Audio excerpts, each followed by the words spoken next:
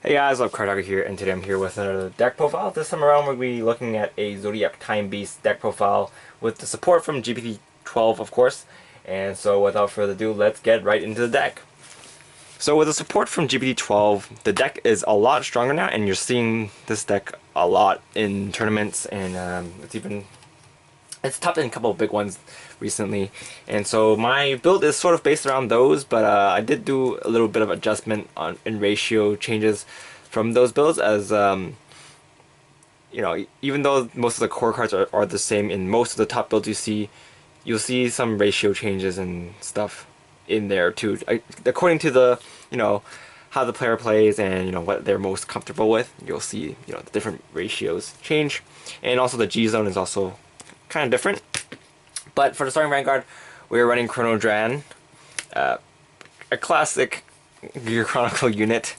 Yeah, not much to say about her. I'm not going to run the G version because I kind of like this one better. It sets you up for a attacker, and also it gives you try for next turn. So yeah.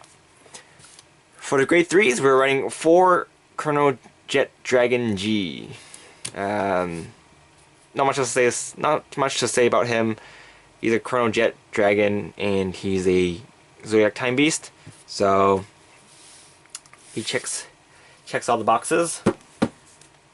And also his Shard Break skill is pretty good at toolboxing, so definitely want to run him.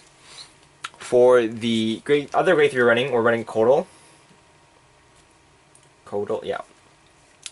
So he or she, I don't know. It's a snake. It's from G-BT11, and the skill for this card is when this card is placed on a rearguard circle from your deck. If you have a Zodiac Time Beast Vanguard, you may pay the during this turn, this card gets plus 3,000 power, and you can countercharge one card. So basically, this will help you countercharge. It also hits for 14 by itself, and if you have 2 face-up Split Pegasus, it'll hit for 16, which will come in. I'll explain later, but it does come in handy later when you're doing your chain attacks. So running 3 of those. Don't want to run 4 because you don't want to ride into him. It's not that good of a ride. And yeah. Next, we are running 4 Rewind Tigers. So this has been a very staple card in a lot of Japanese builds, and I can see why. It's not a Generation Break restricted card, so you can use this right off the bat as long as you place this card on a rearguard circle. So its skill is Counterblast 1. Choose one of your Zodiac Time Beast rearguards and rest them. And then when this card is placed on a rearguard circle, you may pay the cost. If you do, bind the top card of your deck, and if it's a Zodiac Time Beast card, draw a card, and then this card gets plus 2,000 power. So 1, you get to draw cards early on, and 2, you can hit 10k attackers, or 10k base units by itself. So if your opponent rides into a 10k base, then you can still hit him with your Rewind Tiger. So it's not bad.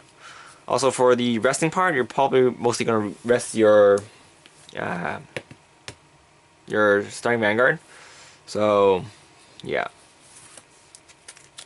And after you're done with him, you can just get rid of him with Split Pegasus, especially on your first ride, if you still have him on your field, or you can just intercept with him. Next, we are running 3 Cruising Dragons. So this card, I'm mainly using it to toolbox for more cards and on combo pieces. I see some cards that don't run it, but I've been running it in my previous Zodiac Time Beast build, and I quite like this card, so I did bump him down to 3 from my previous 4, but there are other cards in this deck I want to run from the new set, and that's why I'm running 3 of him. So next, we're running 3 Spearhead Unicorn. This card is a new card from the new set, and so he helps you chain attack. He's kind of like the new History Maker, except he doesn't time leap. Skill is if you have a Chrono Jet Vanguard, this card gets 1,000 power, and a new skill, is Counterblast 1. When this card attacks, you will pay the cost. If you do, look at the top 10. Look at your deck according to how many Zodiac Time Beast cards you have, units you have, and then choose a card that's not named this card. Zodiac Time Beast card that's not named this card, and call it to a rearguard circle. and then put the rest of the cards in the bottom of any order. So he allows for a multi attacks, and there's also kind of like a loop going on with him, where you can loop him back in with Kotal to attack, along with the Hypnosis Sheep. Also, this deck list is made before any ban list was announced, so if there's any changes, then my bad. Might do an update on that, but as of the creation before this video was posted, there's no ban list announced. So yeah, 3 of those. Next, we're running 2 of the other new card. I believe his name is Duplex Dragon. So this is another new double rare. I find him less useful than Spearhead Unicorn, but he's still pretty good. So his skill is Soul Blast 1. When this unit is placed on a Vanguard circle, if you have a grade 3 or above Zodiac Time Beast Vanguard, you may pay the cost. If you do, bind the top card of your deck face up. If that card is a Zodiac Time Beast, then choose one of your opponent's Vanguards with grade less than or equal to the grade that you bound, and your opponent puts that card to the bottom of this deck. So mainly this card is just mainly used to rebind your opponent's units. He's a neat time leap target when you need it. And yeah, I know that some people like to run more of them just because you get that control, but I don't know. I feel like running other cards that can help me fetch my combo pieces, or cards that can help me get cards is more useful. So next we're running 4 Transit Dragons. Not much to say about him. He's really good, and you can recycle him with this guy, so definitely a plus. Speaking of which, I'm running 2 of this guy. He's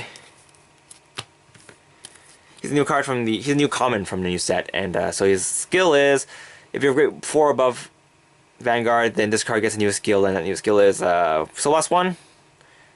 Choose move this card to the bottom of your deck, and then choose a card from your drop zone and put it to the bottom of your deck too, and then you can counter charge 1. And when this card is placed on a rear guard circle, generous 1. When this card is placed on a rear guard circle, you can counter charge charge 1.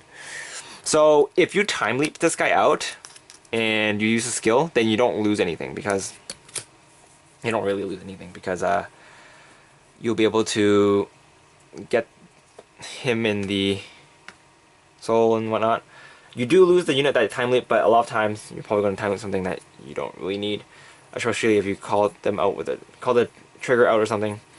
But yeah, he helps you reuse your Transit Dragons and other combo pieces that you might need back in your deck. And you can also put triggers in there if you really want. So yeah. Next we're running the Stride Fodder, because Stride Fodder is a Stride Fodder, and not much to say about him. And we're running the Zodiac Time Beast Perfect Guard, just because it's Zodiac Time Beast, and you kind of want everything in this deck to be a Zodiac Time Beast.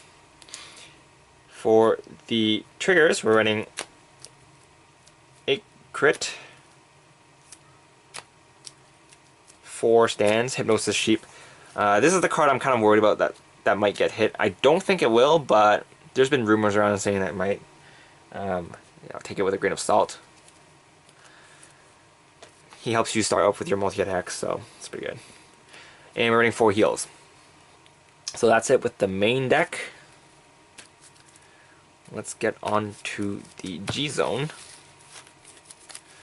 So there's actually a couple of G-Zone variants that I was planning to run, but I decided to go with this, especially with the new Link Joker set coming out soon.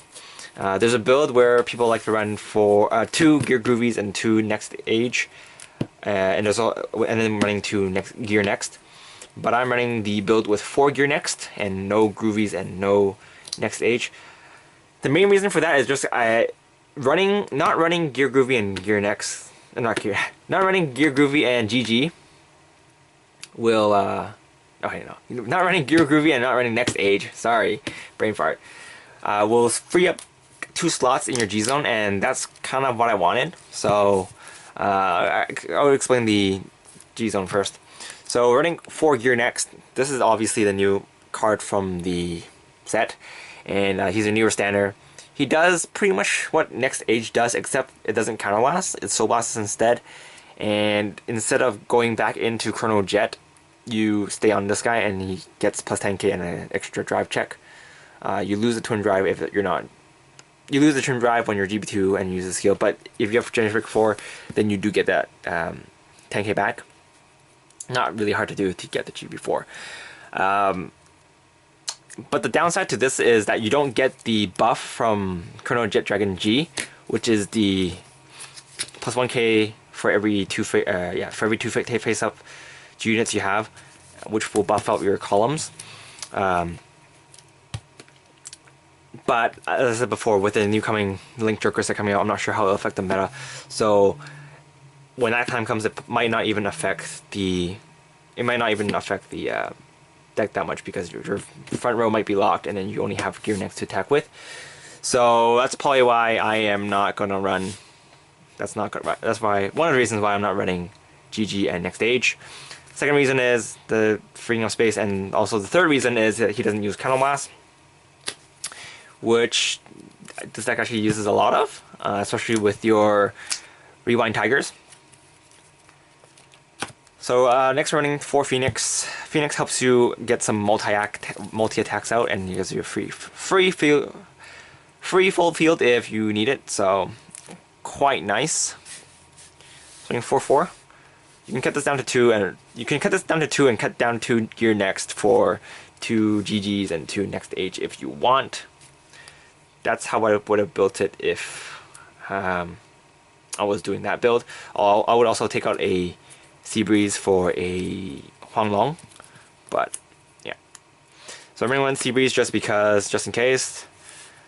I'm running 2 split Pegasus. The reason why I'm running 2 split Pegasus is because I want to hit those numbers with Kotal.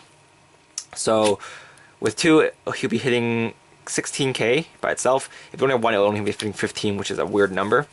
So a lot of times for this particular build, you'll be flipping itself for you to use the effect.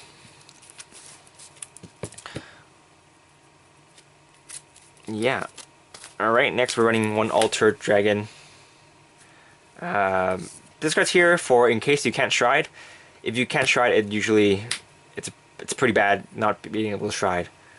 You could dump 2 cards in your hand to Stride, but another option is just to counterblast 1 and dump a Zodiac Time Beast, and you can be able to Stride. So you can pretty much Stride with anything with this card, which is nice. Mainly he's in here for a pretty niche situation.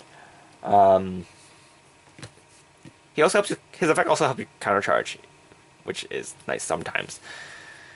For the G-Zone, we're running 1 header round because it's restricted to 1, and then 3 Ulurus. I'm not running the faraway Uluru. Mainly I want to run this because I want to recycle. There's a lot of cards I want to recycle, and Uluru is the best way to do it. And you don't have to waste your G-Guard slots, spaces, or chances, whatever we say. Your G-Guard chances to use the other Uluru. So that's pretty much it for this deck profile. Not much else to say. It's a very fun deck, pretty strong. I don't know. I wouldn't play this casually though. It's not very fun to play against. So yeah, not much to say about it. I think like with the new Zodiac Time Beast stuff, Time Leap has been finally put to rest. Don't think really anybody really uses the Elite 4 anymore. There's like a meme out there like the Elite 4 got replaced with these guys now. So anyway, that's pretty much it for this deck profile, guys. Thanks for watching. This is Cardfight, and I'll see you guys later with another deck profile. Oh, another update is I'll probably be posting more deck profiles this week. No promises though, because again, because of work. But yeah, I wanted to post this video yesterday, but I didn't have time to record it. Well, I did have time to record it, but I fell asleep right after I finished dinner because I was just really tired. Anyway, this is Cardfight, and I'll see you guys later.